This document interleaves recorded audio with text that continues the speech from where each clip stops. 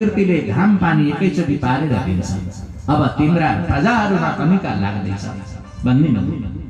हाम्रा पहाडतिर चाहिँ स्यालको बिहे हुन्छ भन्छ, तर अनिकालको संकेत भनिएको छ हाम्रा धर्मशास्त्रहरूमा। त्यति गरेपछि युधिष्ठिर साह्रै दुःखी हुनुभयो। त्यही मौकामा अति मलिन मुद्रामा अर्जुन टुप्लुक आइपुग्नुभयो। अर्जुनले आएर युधिष्ठिरका चरणमा दण्डवत गरेपछि सोध्नुभयो, भाइ तिमीलाई के भयो, किन यति मलिन मुद्रामा छौ, तिमीलाई कतै केही सङ्कट पर्यो कि? अर्जुनले भन्नुभयो, दाजु सङ्कट मात्रै होइन, जे नहुनु पर्ने थियो त्यही भयो। तपाईलाई थाहा छ दाजु, यो गाण्डीव धनुष भएपछि म यमराजलाई पनि पराजित गर्न सक्छु भन्दा थिएँ। आज मैले कृष्णका पत्नीहरूलाई भिल्ल जातिहरूबाट बचाउन सकिन। हे दाजु, म द्वारका गएँ, सारा यदुवंशीहरू समाप्त भएछन्। प्रवास क्षेत्रमा गएर भगवान कृष्ण बलरामले यो धरती छोडेर जानुभयो। अहिले कलियुग लाग्यो, द्वारका सहर सबै अहिले समुद्रमा विलय भयो। मैले कृष्ण पत्नीहरूलाई इन्द्रप्रस्थमा थन्क्याउनु पर्यो भनेर लिएर आउँदै थिएँ। बाटामा मलाई भिल्ल जातिहरूले घेरा गरेर आक्रमण गरे। गाण्डीव धनुषले प्रहार गरे, तर यो बाणले कामै गरेन दाजु। अब हामी निस्तेज बन्यौं, कलियुग लाग्यो, हामी यहाँ नबसौं। अर्जुनले यति भनेपछि युधिष्ठिर महाराजले तुरन्त कृपाचार्य नाम गरेका पुरोहितलाई बोलाउनु भयो अनि आफ्नो नाति परीक्षितलाई राज सिंहासनमा मुकुट पहिराइदिएर, बाबु अब यो हाम्रो विरासत तिमीले थाम्नु, हामी अब स्वर्गको यात्रामा जान्छौं। परीक्षित राजालाई राज्य सिंहासन जिम्मा लगाएर 5 पाण्डवहरू स्वर्गद्वारीको मार्ग भएर हिमालयतिर प्रस्थान गरे। भागवतमा त हिमालयतिर प्रस्थान गरे मात्रै छ, तर महाभारतमा यसको सुन्दर वर्णन छ। 5 जना पाण्डवहरू लहरै हिँड्दा रहेछन्। पछि द्रौपदी 6 जनाको यात्रा थियो। अगाडि उकालो हिमालयको पहाडमा चढ्दै जाँदाखेरि चिप्लिएर हिउँमा चिप्लिएर द्रौपदी पछाडि। अर्जुनले भने, दाजु फर्किनुहोस्, हाम्री द्रौपदी लडिनेलाई उठाएर लैजाउँ। युधिष्ठिरले भन्नुभयो, हुँदैन बाबु, यिनी आफ्ना कर्मका गतिले लडेकी हुन्, यिनलाई स्वर्ग जान जुरेको छैन, त्यही भएर लडिन्। म यिनलाई फर्किँदा पनि फर्किन्न, उठाएर पनि ल्याउँदिन। किन दाजु, यी द्रौपदीले के गल्ती गरे? युधिष्ठिरले भन्नुभयो, पक्षपातो महान अस्या विशेषेण धनञ्जय तस्यै तत्फलमध्यैषा भुङ्क्ते पुरुष सत्तमा। हे भाइ हो, हामी 5 जना पतिहरूकी साझा पत्नी थियौं। साझा भएर पनि हामी भन्दा अधिक माया यिनी अर्जुनलाई गर्दथे। पक्षपातो महान अस्या विशेषेण धनञ्जय। धनञ्जय भनेको अर्जुन। अर्जुनलाई पक्षपात गरेर अधिक माया गर्दथिन्। पक्षपाती व्यक्ति स्वर्ग जान पाउँदैनन्, त्यही भएर यिनी लडिन्। अब 5 जना दाजुभाइ मात्रै अगाडि बढ्दै गए। सहदेव चिप्लिए। नकुलले भने, दाजु फर्किनु न, भाइ कान्छो सहदेव लडौ। हुँदैन बाबु, अब त्यो स्वर्ग जान पाउँदैन, त्यही भएर लडेको। किन दाजु, यो कान्छो भाइको गल्ती के थियो? एउटा गल्ती थियो भाइ, हामी गुरुकुलमा गएर द्रोणाचार्यसँग पढ्दथ्यौं। म राजनीति विद्यामा तगडा थिएँ, अर्जुन धनुर्विद्यामा तगडा थिए, भीमसेन गदामा तगडा थिए। हामी आफ्ना क्षेत्रमा सबै सिपालु थियौं। अनि नकुल, तिमी पाक विद्यामा तगडा थियौ। हाम्रो कान्छो भाइ सहदेव गणित विद्यामा साह्रै तगडा थियो, हामीलाई जित्थ्यो। तर म गणितमा जान्ने मैले भनेर यति अभिमान गर्दथ्यो कि आत्मनः सदृशम प्राज्ञम नैसो मन्यत कञ्चन। म जतिको प्राज्ञ कोही छैन भनेर घमण्ड गर्छ। जसले पढेको छु भनेर घमण्ड गर्छ त्यो व्यक्ति स्वर्ग जान पाउँदैन बाबु, त्यही भएर यो पतन भयो। अब त 4 जना मात्रै अगाडि बढ्दै गए। नकुल चिप्लिए। अर्जुनले भन्नुभयो, दाजु तपाईको साह्रै प्यारो आँखामा हाल्ने भाइ हो यो, नकुललाई त उठाएर लैजाउँ। हुँदैन बाबु, यसको के कमजोरी थियो? युधिष्ठिरले भन्नुभयो, भाइ हो, हामी 5 जना दाजुभाइ मध्ये रूपको असाध्यै राम्रो त्यो नकुल थियो हाम्रो भाइ। तर उसलाई रूपमा राम्रो छु भन्ने यति घमण्ड थियो। यसो फुर्सद हो कि गोजीमा ऐना बोकेर हिँड्थ्यो र 24 घण्टा ऐना हेर्दथ्यो। म जतिको राम्रो कोही छैन भनेर घमण्ड गर्थ्यो। रूपेण मत्समो नास्ति कश्चित् इत्यस्य दर्शन।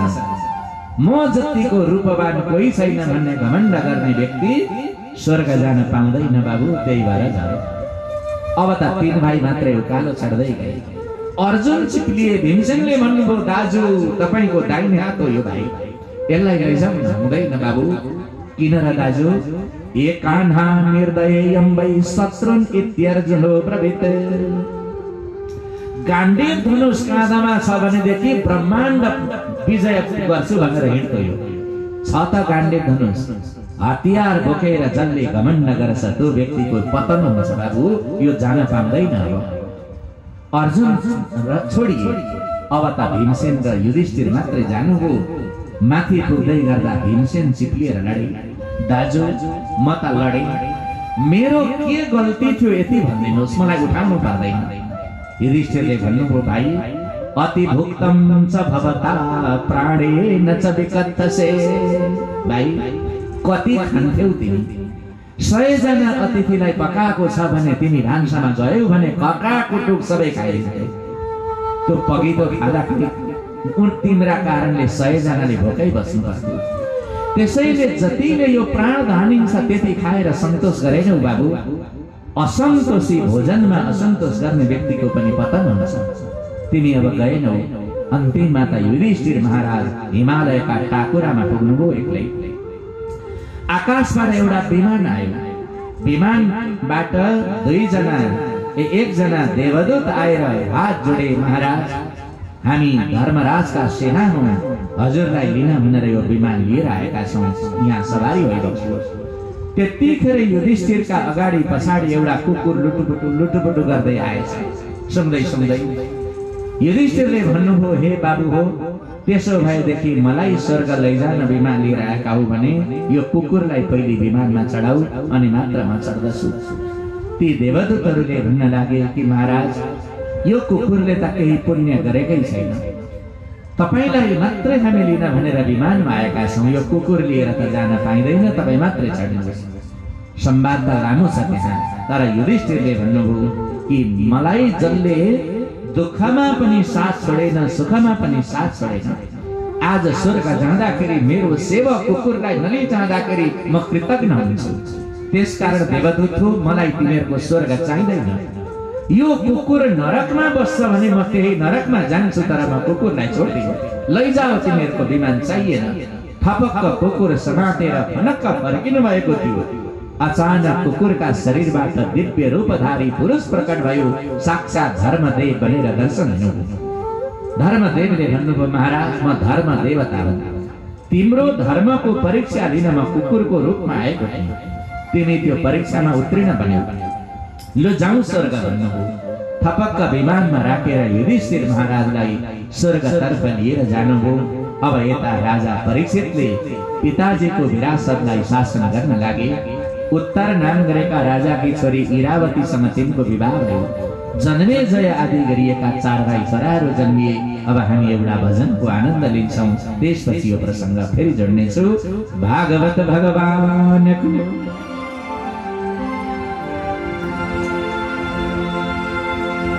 सुख में भी तुम दुख में भी तुम, सुख में भी तुम दुख में भी तुम, मन में बसो मोरे श्याम।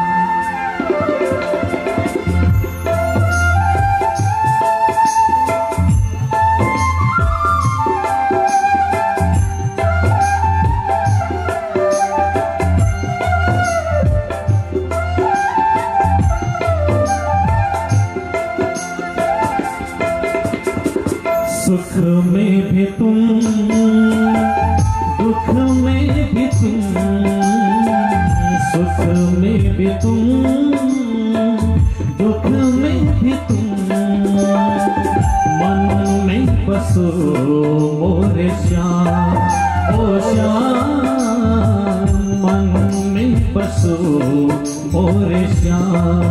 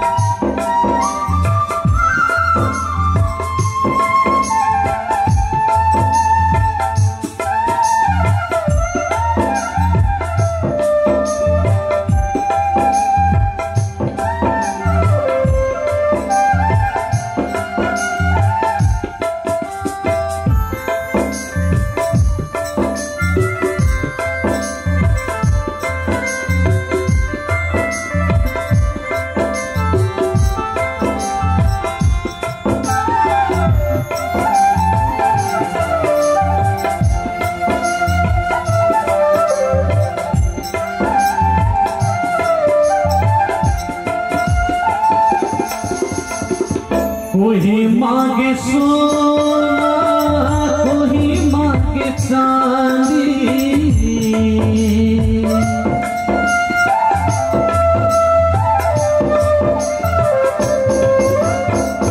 कोही मागे सोना, कोही मागे चांदी, कोही मागे सोना, कोही मागे चांदी, कोही मागे संसार सलोना। मैं मांगू तेरा नाम ओ श्याम, मैं मांगू तेरा नाम। सुख में भी तुम, दुख में भी तुम, मन में बसो मोरे श्याम ओ श्याम, मन में बसो मोरे श्याम।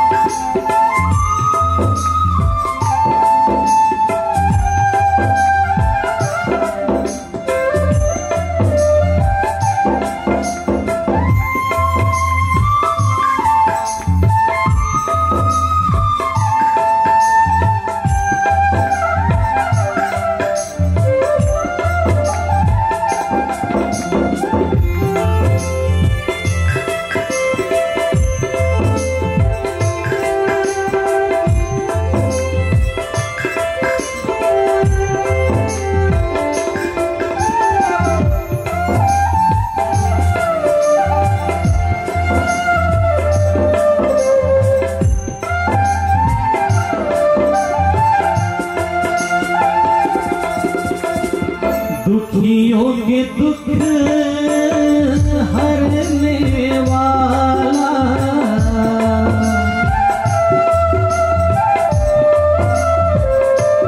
हो दुखियों के दुख हरने वाला, दुखियों के दुख हरने वाला, सागर पार लगाने वाला। तुमको लाखों प्रणाम ओ श्याम, तुमको लाखों प्रणाम।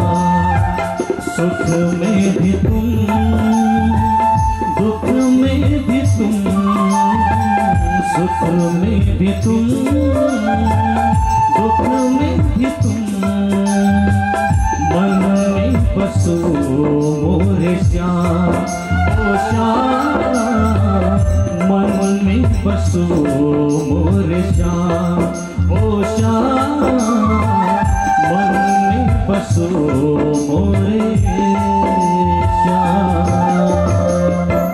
श्री श्याम सुंदर भगवान को जय जय हो। ए सुनिल भाइ, यो मोनिटरमा थोरै आवाज बढाइदिनु कि के गरेर नै अलिक असहज असहज जस्तो लागेको छ। थोरै त्यहाँ मिलाइदिनु ल, थोरै बढाएर। यो मोनिटर अलिक टाढा भएर कि क्या भोलि नजिक पार्नुपर्छ होला। त्यहाँ थोरै चाहिँ अहिले चाहिँ बढाउनु त। सुताजीले भन्नुहुन्छ, नैमी सारण्य क्षेत्रका ऋषिहरूलाई बडा ध्यान दिएर सुन्नुहोला। हे सौनकादि ऋषिहरू, अब परीक्षितले राज्य गर्न प्रारम्भ गर्नुभयो।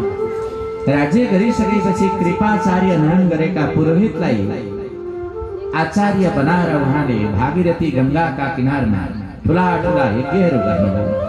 अश्वमेध आदि यज्ञ गरिसकेपछि परीक्षित राजाले भन्नुभयो, हे गुरुवर, अघि मेरा हजुरबा युधिष्ठिरले पनि राजस्व यज्ञ गरेका थिए अरे, मलाई पनि राजस्व यज्ञ गर्नु छ, के गर्नुपर्छ?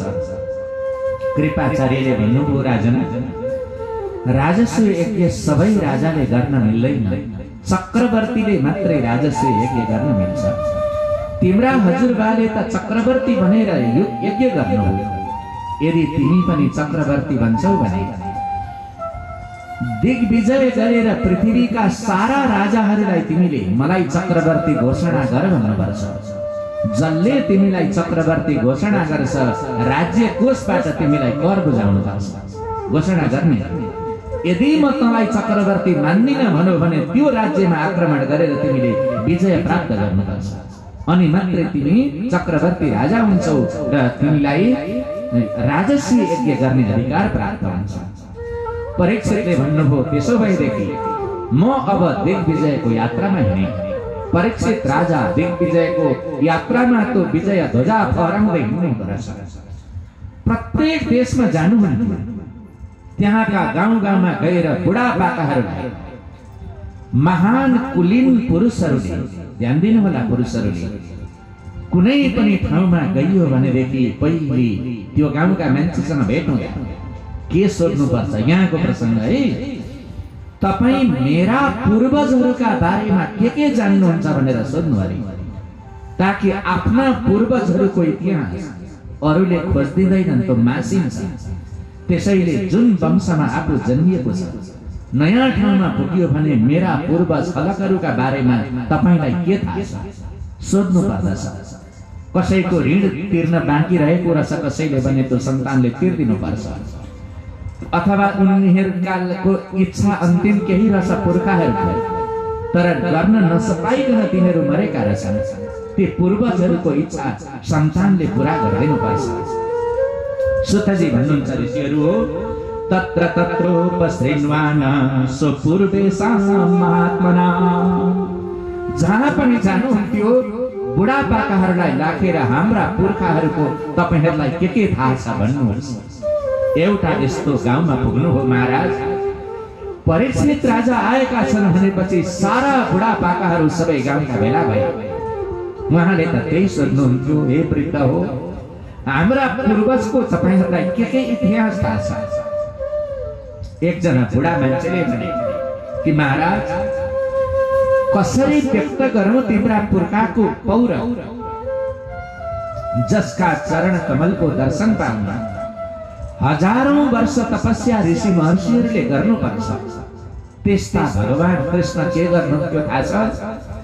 तिम्रा हजुरबा राजा बनेर यत्र तत्र यात्रामा जाँदाखेरि राजालाई त विशेष सुरक्षा गरेर पहरा दिएर राख्नुपर्छ।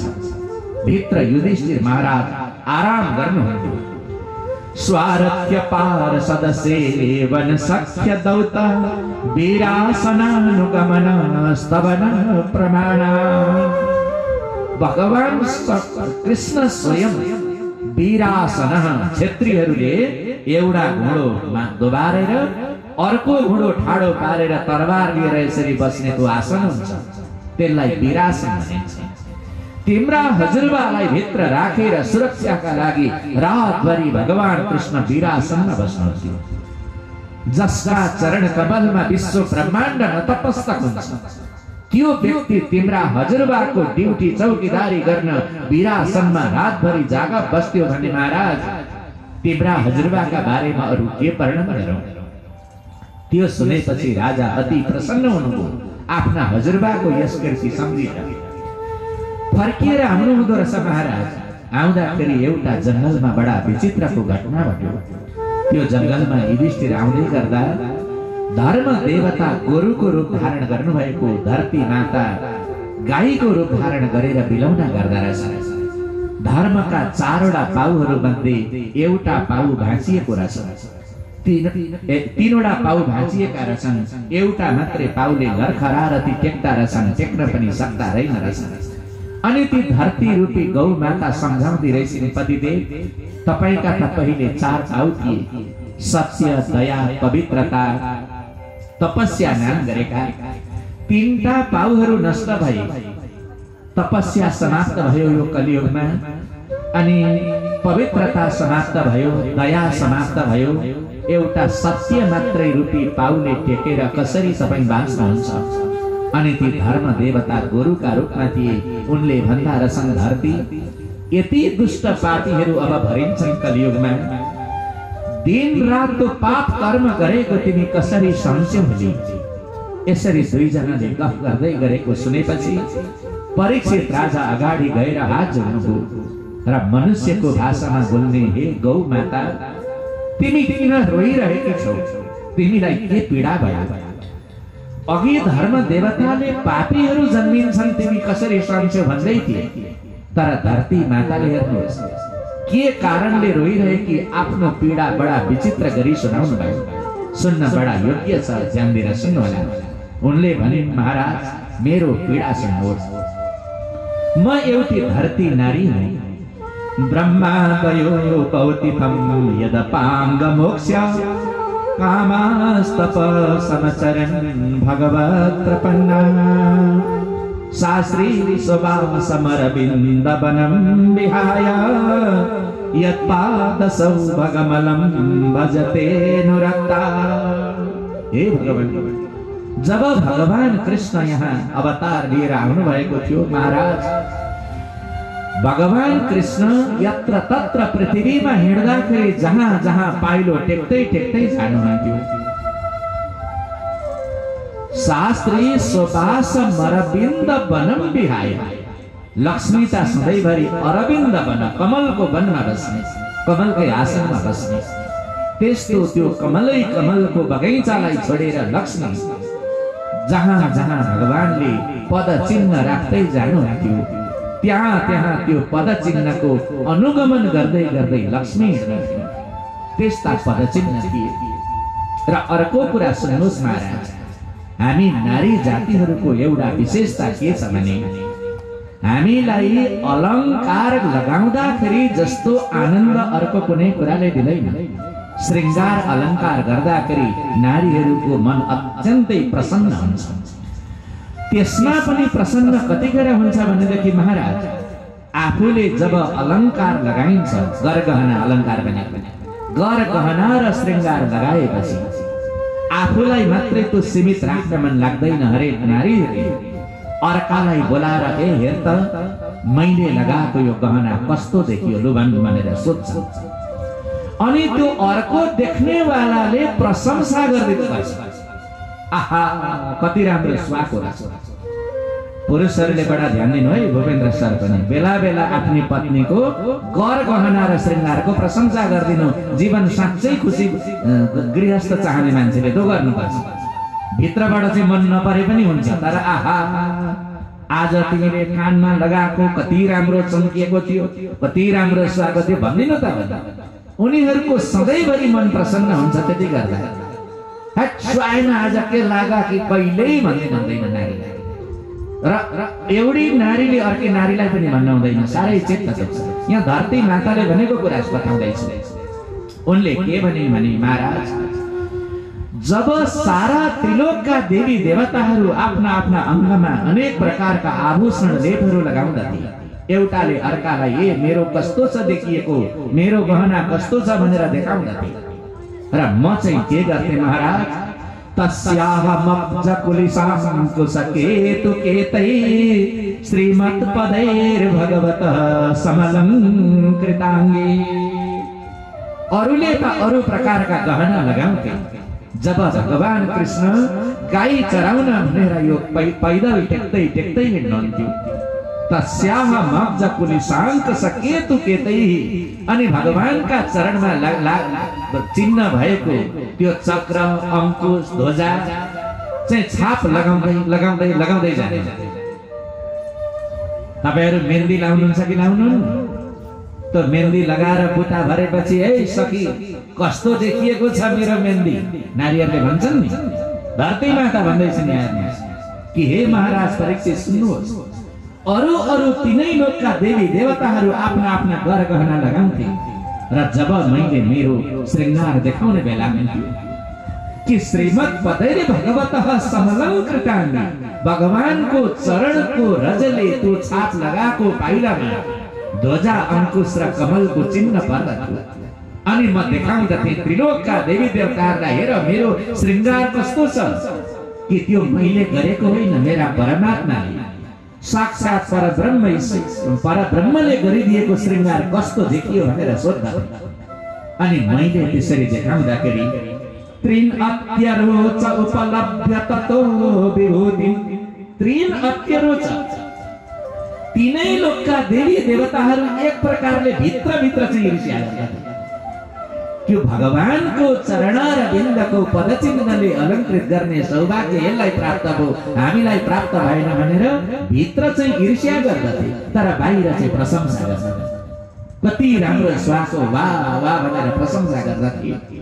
र आज मेरो त्यो मलाई श्रृंगार गरिदिने वाला मलाई छोडेर गयो।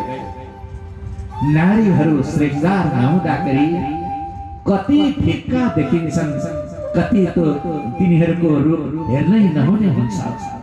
र सौभाग्य भनेकै श्रृंगार हो नारीको। अब तो श्रृंगार र सौभाग्य समाप्त भएपछि नारीको अवस्था के हुन्छ राजन? आज त्यस्तै भएको छ।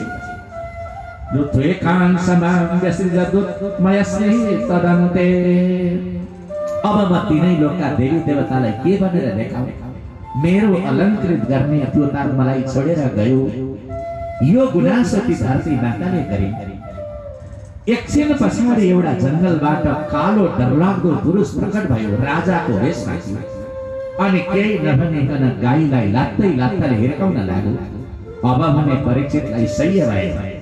तुरन्त धनुष बाण निकालेर तँलाई म नमारी छोड्दिन, मेरा राष्ट्रमा गाईलाई लात्ताले हान्ने कोस भन्नुभयो।